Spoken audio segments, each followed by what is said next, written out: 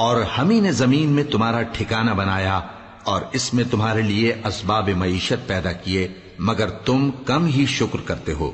اور ہم ہی نے تم کو ابتدا میں مٹی سے پیدا کیا، پھر تمہاری شکل و صورت بنائی، پھر فرشتوں کو حکم دیا کہ آدم کے آگے سجدہ کرو، تو سب نے سجدہ کیا لیکن ابلیس کہ وہ سجدہ کرنے والوں میں شامل نہ ہوا۔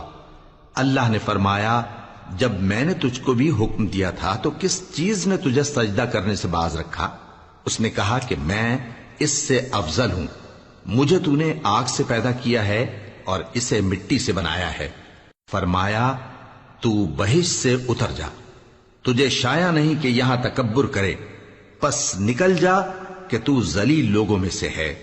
اس نے کہا کہ مجھے اس دن تک مہلت عطا فرما جس دن لوگ قبروں سے اٹھائے جائیں گے۔ فرمایا، اچھا، تجھ کو مہلت دی جاتی ہے۔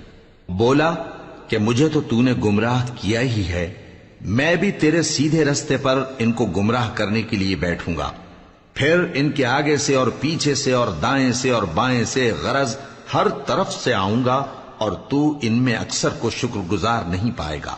اللہ نے فرمایا، نکل جا یہاں سے پاجی مردود، جو لوگ ان میں سے تیری پیروی کریں گے میں ان کو اور تجھ کو جہنم میں ڈال کر تم سب سے جہنم کو بھر دوں گا۔